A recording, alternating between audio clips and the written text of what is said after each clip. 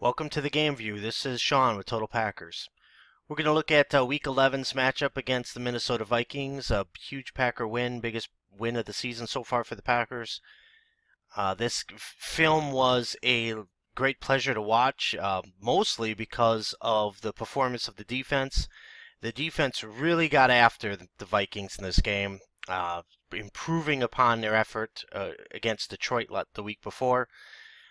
A lot of defensive players for the Packers really had good games, and it was like they were challenged, and they met the challenge in this game, and great game. It all started up front for the Packers. Now this is going to be Adrian Peterson's first run of the game. This is the second play of the game for the Vikings, and we're going to see here. First of all, the Packers have their base defense on the field. They have their entire defense, all 11 guys, up here in the screen, all within about 10 yards of the line of scrimmage. And as we play this forward just a little bit, a couple seconds. Originally, the line of scrimmage was at the 17-yard line. You see, even as Peterson is getting the ball, the Packers have quickly reestablished the line of scrimmage about 2 yards deep into the Vikings backfield. This is B.J. Raji, who would have a tremendous game, getting upfield quickly. Mike Daniels destroyed the Vikings, just dominated the Vikings in this game.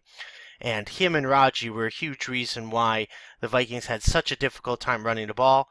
Clay Matthews also had a great game and proved his worth again as a middle linebacker and repeatedly cut Adrian Peterson off. So you can see this play here.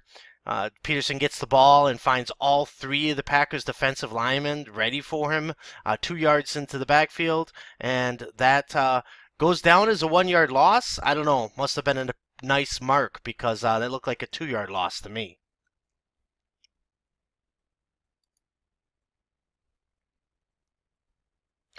Okay, this is the first big third down for the Packers. It's 3rd and 5. And as we play this play forward, we're going to see Aaron Rodgers do what we have been hoping to get from Aaron Rodgers, and what we hope to see more of from him is he will stay in the pocket here, be a little bit more confident with his protection, and he will stay in the pocket and he will wait for James Jones, who runs a smart route here. He runs a deep in. The square in is a great route, again, against a two-deep defense, which is essentially what the Packers are looking at here. You also notice as you look at this here that the Vikings did the Packers a favor a lot in this game in that they played a lot of off coverage and that they stayed off the line of scrimmage. You see Xavier Rhodes here is face-to-face playing bump and run coverage on Davante Adams. So Rhodes did do a share of that, but otherwise the Vikings, it wasn't unusual for them to stay off the line of scrimmage and give the Packers receivers more room to run. They didn't put James Jones in a lot of bump and run coverages, and that helped James Jones. He's not that good against bump and run coverage, and the Vikings really kind of did the Packers a favor by not doing a whole lot of that. Except by Rhodes. So as we play this forward, the Packers are going to leave Richard Rodgers in the block. That was kind of their answer to handling this A-gap blitz, which has tormented the Packers recently. The Packers kept their tight ends and their running backs in the middle of the field and in the backfield more often in order to pick up that blitz. So Rodgers stayed at least momentarily to block. Here, Aaron goes back to pass. He has a nice pocket to work from. He's going to step up nicely, which is what we want him to do. He doesn't look to flee the pocket. Instead, he steps up nicely. Here's James Jones coming in on the square in, and Rodgers is going to hit him as soon as he clears the linebacker here. He's going to hit him for a very good 25-yard gain here for the Packers, and this would put them in position to start the game with an opening field goal. Okay, I moved ahead to the Vikings touchdown, which would make the game 6-3 after they miss the extra point. The Vikings here are in a similar formation as they were in their first play that we showed. They have a triple tight end formation here in a bunch. They only have a single wideout. The Packers have responded with a run defense themselves. They're in their base defense with Micah Hyde here right up at the line of scrimmage to cover Rudolph. And you see that the Packers even got Clinton Dix coming up. So they're definitely playing the run here. And as we move this forward, you're going to see the fake run. The Packers actually come on a blitz. Teddy Bridgewater really struggled against the Packers. He was under constant pressure, and he did not have a good game. He's not quite there yet. The the Vikings probably need a couple more years for him. Um, but one thing that Bridgewater did do good in this game, and where the Packers defense actually did get burned a couple times, was when they blitzed. When they blitzed, Bridgewater seemed to quickly pick up who he should throw the ball to, and he's good at throwing that touch pass, a ball with a little bit of air under it that gives his guys a chance to just go up and get it. And this is basically just a bad play by Micah Hyde. It's a good pass, but Micah Hyde has a chance here to knock this down. Instead, he misjudges it, and you see here, he's got good coverage. But instead of just staying right on Rudolph's back, he decided to cut underneath it and try to knock the ball down. He actually misjudged the ball. The ball sailed further than he thought it would. It ends up going over the top of him, right to Rudolph. And that's not a very good attempt to tackle by Micah Hyde either. Perhaps the fact that he injured himself on the play had something to do with it. But just a bad play by Hyde ends up being a long touchdown for Rudolph, and that gives the Vikings a 6-3 lead. Okay, it's 6-3 at this point. Jeff Janis had just sprung a long return to put the Packers already into a borderline field goal range here. This is their first down. This is the first play of the game for Eddie Lacy, as Eddie Lacy is now in the backfield on the second drive for the Packers. Also, Corey Linsley is already out of the game injured for the Packers, and that brought in J.C. Tretter into the game. And almost as if in immediate response to that, the Packers are going to start doing some different things in their running game. It's like they realize the fact that J.C. Tretter is a more athletic center than Corey Linsley, and so they immediately start pulling him and putting him on the run. As you're going to see here, Tretter actually, after he snaps the ball here, he is going to pull to his right and lead the way, also with John Kuhn, through the hole here. And Eddie Lacy does a good job to hit this hole. He did this a lot in the game. He was able to squeeze through some small gaps, hit him hard, and get through, and then just drives ahead for 9 yards. As Tretter there gets the block on the linebacker, Kuhn doesn't really end up blocking anybody. Lacy's just going to cut right off of Tretter's block and just barrels straight ahead, and he ends up pushing the pile for a good 9-yard gain on first down. This drive, however, would be stopped, and the Packers would end up settling for a field goal to tie the game at 6. So we see another good look at it here. There's the block by Tretter, and Lacy again is just going to squeeze through that hole and then just use his power to go straight ahead for 9 yards. All right, we're getting pretty late in the second quarter here. This is the only drive in the first half for the Packers in which they did not score. It is 9-6 at this point, so this is before their touchdown drive, which would end up leaving the half with a 16-6 score. This is 3rd and 13. The reason why I'm showing this play is to show that, again, we're going to have an umbrella coverage being used against the Packers. The Vikings pulled one out of the Rams or Broncos book here, and they stacked 8 guys at the line of scrimmage, showing a major blitz look here. If they blitz all 8, the Packers only have 7 guys to block, so they're not going to be able to pick up the blitz if the Vikings decided to send everybody. Rodgers' first read here, understandably, is going to be to Randall Cobb, because if this guy blitzes, then nobody is covering Cobb, and Cobb is possibly going to be wide open. However, the Vikings are relying on the fact that it's 3rd and 13 so that they can tackle Cobb if Rodgers does decide to quick throw him the ball. In fact, you could say that the Vikings are kind of actually baiting Rodgers into throwing Cobb the ball. And as we roll this forward a little bit, you'll see that a little bit better as we see Rodgers look over there. Okay, so this is right off the line of scrimmage. You can see that the Vikings are going to blitz 6. They're blitzing the 3 guys that are on each side, essentially. Both the A-gap linebackers they are going to pull out, and both of them immediately start running in Cobb's direction. So again, this defense is almost set up as a trap for Rodgers to throw Cobb the ball here, and for them to surround Cobb and tackle him before he can get anywhere near the first down. Now, with this shell coverage underneath, over the top, and the safety not playing very deep and also immediately jumping to this side of the field, most likely again looking at Cobb, this leaves Jeff Janis completely all alone on this side of the field with Terrence Newman. And as we watch this, Janis is just going to run right by Newman. He is going to run right by him and is totally wide open. Now, this happens very quickly for Aaron Rodgers. The blitz is coming here. Munnerlyn is coming on a corner blitz. Rodgers knows that. He has specifically left Munnerlyn as a free runner so that his blockers could get the other 7 guys if they had all come. And so Rodgers knows he does not have a lot of time here. Unfortunately, he was baited into this look for Randall Cobb, but he never ends up throwing Cobb the ball. And if he would have decided earlier to come off of this and throw Jeff Janis the ball, you're going to see this actually would have been an easy touchdown for the Packers, as we just push this ahead, and you're going to see Jeff Janis run right by. There Janis goes. He is going to be completely gone at this point.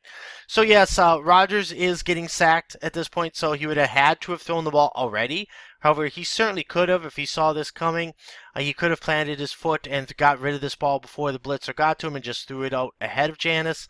And you can see here that Janis is easily going to be gone for a touchdown if Rodgers could have properly led him with the football. And this is something I've been returning to. Maybe, beating a dead horse here. The Packer offense was better in this game, even though they were still sloppy. But this is still something, again, that we're seeing repeatedly done where Aaron Rodgers and the Packers, if they want defenses to get out of these kind of looks, they have to be willing to throw the ball downfield and try to make them pay for this exact coverage. Okay, now this is the kind of coverage that the Packers are used to seeing lately. Bump and run coverage up at the line and their receivers. The Vikings are clearly cheating towards the line of scrimmage. They have their one safety here. He's also within 12 yards of the line of scrimmage. So this is the kind of uptight coverage that the Packers are used to seeing lately. And as we saw beginning at the second half of the Carolina Panther game, the Packers have figured out one good play that definitely works against this coverage and can make teams and defenses pay for running this coverage, and that is that quick screen to James Starks.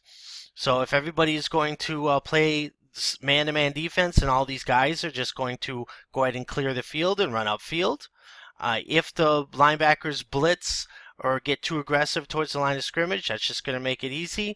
The Packers are like, well, we'll just drop one of our offensive men out, and we're just going to throw a quick pass out here to James Starks. And as long as the offensive lineman that we drop out can get to the one linebacker that is on that side of the field, the receivers will block their guys, and this ends up being a big play for the Packers. It all starts when T.J. Lang shows good hustle here, and he's just able to get his helmet out front and take down. This is actually Eric Kendricks here, the rookie that he takes out. And once he's out of the picture, this is going to be a big play for James Starks. Ends up being a 30-yard play for the Packers, and that would essentially get them in field goal range once again. They would start the second half with the drive for a field goal. That would make the score 19-6 at that point.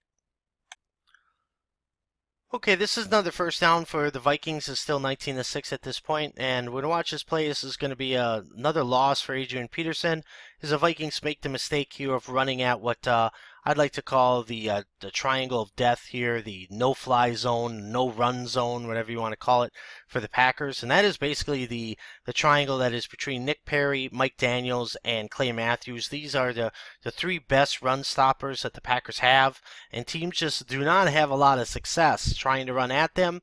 So we're going to see here both guys end up coming around the edge, end up running into Nick Perry. Nick Perry essentially neutralizes both blockers.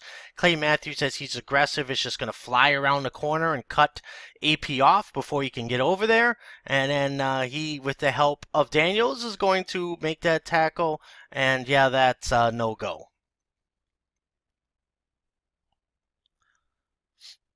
I know this is the third run stop on this same video, which is unusual, but it is worth seeing again here, as once again the Packers are going to stuff Adrian Peterson, and this is essentially all Clay Matthews. You can see what Clay Matthews is capable of doing. The lead blocker is going to come get Clay Matthews. That's his man. Matthews is basically going to just slip right by him, get in the backfield, and make the tackle on Peterson. That is a big-time play by a great middle linebacker.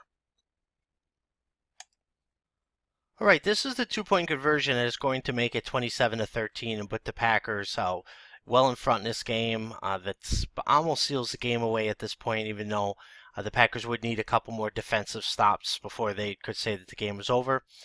Here the Packers are going to go for two. They got the touchdown on the scramble by Rodgers, which he threw an unbelievable pass to the corner of the end zone to James Jones, who made a great catch, getting his feet in bounce there on the sideline. Really not a whole lot to say about that play other than it's just a great effort by Rodgers and Jones. But here we got the 2-point conversion. This is something that the Packers have not been incredibly successful at. Uh, so in recent memory, recent seasons, they've not been very good at the 2-point conversion. Packers are actually doing something different here. They're actually going with a 5-wide set. They got Cobb in the backfield. We're going to roll this forward. We're going to see what happens.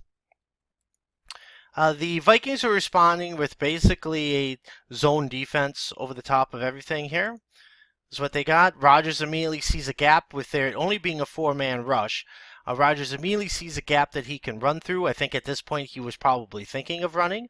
However, as soon as he starts upfield, he sees the safety Harrison Smith react to him and start coming to meet him. So he thinks better of it. Now, the Packers were actually running a play here, sort of a pick play where Jones comes across and then Perillo cuts to the out. And the pick actually worked once again. And Perillo is wide open out here on the out. Perillo is pretty much uncovered on the out. But as soon as Smith comes out to get Rodgers, Rodgers knows he's got an even easier pass and just a little dunk over here to Jones on the end, as the Vikings kind of got confused over who should take what, pretty much end up covering nobody. And Jones has got an easy catch here for the 2-point conversion to make it 27-13 Packers. Right, it was a series of Packers defensive stops that would pretty much end this game, so the game up for the Packers.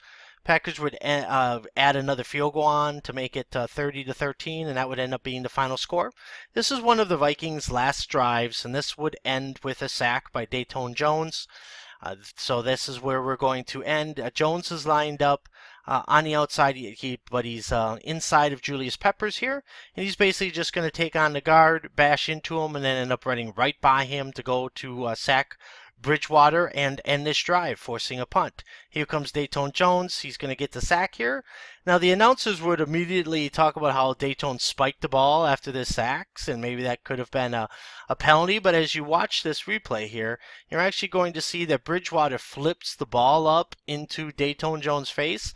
I don't think Bridgewater was necessarily doing that on purpose. It just ended up flipping right into Jones' face, and he may have taken it as being like a taunting move by Bridgewater.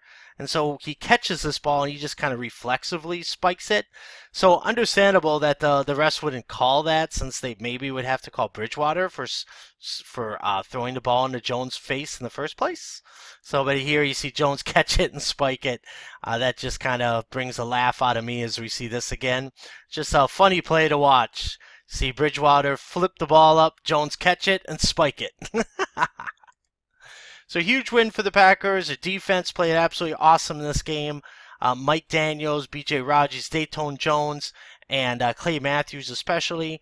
Packers got a great game on Eddie Lacy, who, what can you say? The guy loves playing against the Vikings, which is a good thing. And if the Packers can just keep up that kind of defense and they can keep Eddie Lacy rolling, then they'll have the time to get their passing offense back together and just in time for the end of the year and playoff push.